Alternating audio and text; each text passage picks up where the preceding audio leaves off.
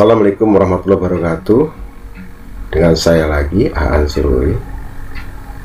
Kalau ingin lebih memahami analisis capaian pembelajaran langsung dari CP, kali ini saya akan membagi video tersebut. Pada pelajaran bahasa Indonesia itu memiliki dimensi atau elemen, yaitu menyimak, yang kedua membaca dan memirsa, yang ketiga berbicara dan mempresentasikan, dan yang terakhir menulis.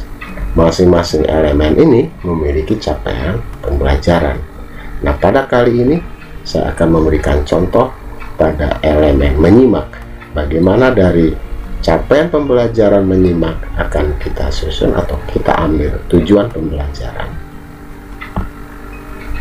Teman-teman, pada capaian pembelajaran menyimak, peserta didik mampu menganalisis dan mengevaluasi informasi berupa gagasan, pikiran, perasaan, pandangan, arahan, atau pesan yang akurat dari berbagai tipe teks, non-fiksi dan fiksi, audiovisual, dan aural dalam bentuk monolog, dialog, dan gelar bicara. Peserta didik mampu mengeksplorasi dan mengevaluasi berbagai informasi dan topik aktual yang didengar. Terus kita analisis adalah ada kompetensi, kemudian ada materi ajar, kemudian ada variasi. Peserta didik mampu menganalisis dan mengevaluasi. Berarti kompetensi yang kita peroleh, yang saya beri tanda ini adalah untuk kompetensinya. Kemudian mana lagi kompetensinya? Kita lihat kalimat berikutnya, peserta didik mampu mengeksplorasi dan mengevaluasi. Berarti kata kerja yang kita peroleh adalah mengeksplorasi dan mengevaluasi. Sementara untuk materi ajar kita bisa lihat di sini tipe teks, non-fiksi dan fiksi. Ada teks deskripsi, sebuah objek teks deskripsi, teks narasi, teks prosedur, teks laporan hasil observasi, kemudian buku fiksi atau non-fiksi, surat pribadi dan surat dinas, serta puisi rakyat. Nah, jadi ini kompetensinya, kemudian ini materi ajarnya. Nah, kemudian variasinya yang mana? Kita akan lihat bersama-sama. Variasinya adalah audiovisual.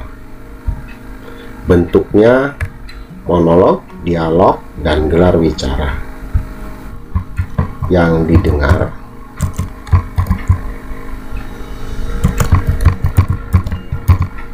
Kemudian dan yang dilihat.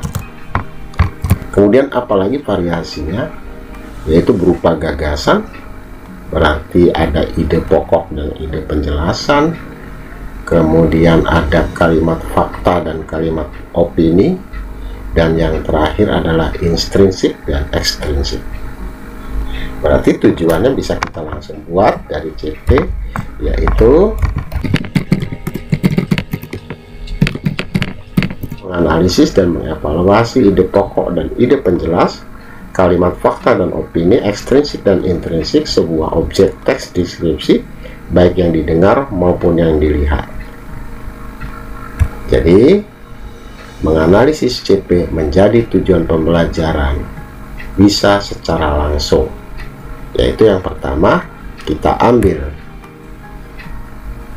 kompetensinya, kemudian kita cari materi ajarnya, dan kita cari variasinya, sehingga tujuannya adalah kita ambil dari sini, peserta didik mampu menganalisis dan mengevaluasi ide pokok dan ide penjelasan, ini berhubungan dengan gagasan, pikiran, kalimat fakta dan opini, pandangan, arahan atau pesan, kemudian ekstrinsik dan intrinsik berhubungan dengan perasaan, sebuah objek teks deskripsi.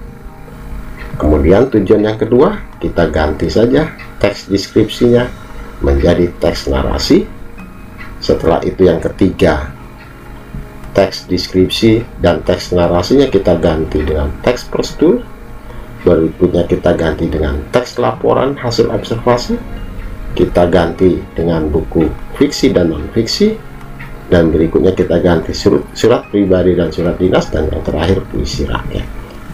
Nah, setelah dibuat tujuan tersebut, kita susun tujuan-tujuan tersebut menjadi sebuah alur tujuan pembelajaran, di mana diajarkan apakah di kelas 7, 8, 9.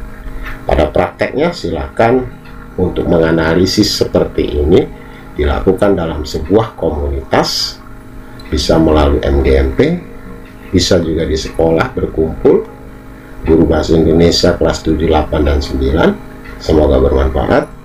Selamat belajar. Assalamualaikum warahmatullahi wabarakatuh.